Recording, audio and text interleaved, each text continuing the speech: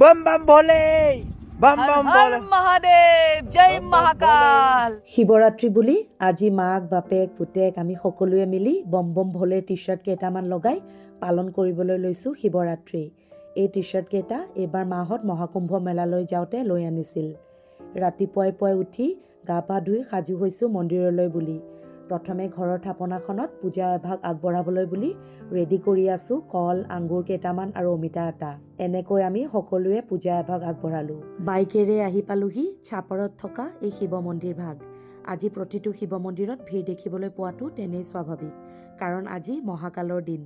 তেওঁৰ মহিমা অপাৰ, তেওঁৰ ভক্তৰ সংখ্যাও অগণন।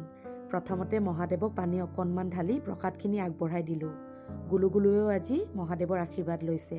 বিহাৰী ভিডিঅ' কৰাত ব্যস্ত। মেইন মন্দিৰ ভাগৰ পৰা ওলাই আহিয়ে এয়া মাক পুতেক দুয়োটাই ফুট লগোৱাত লাগি গৈছোঁ। এনেকুৱা হালধি আৰু চন্দনৰ ফুটটো সঁচাই বহুত ভাল লাগে। দেহ মন শাঁত পৰি যায় আৰু দেখিবলৈও ভাল লাগে। বাহিৰতে এনেকৈ চাকি ধূপ জ্বলাই পূজা অৰ্চনা কৰিলোঁ।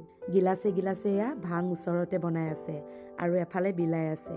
শিৱ পূজা বুলি অকণমান প্ৰসাদ হিচাপে খাই লৈছোঁ দেই। এইফালে কণ কণ ল'ৰা ছোৱালীবোৰে প্ৰসাদো বিলাই আছে। কল এটা খাই লঘোণটো ভাঙিছোঁ, যিহেতুকে ৰাতিপুৱাৰ পৰা একো খোৱা নাছিলোঁ। আজি পৰিৱেশটো সঁচাকৈয়ে বৰ ধুনীয়া।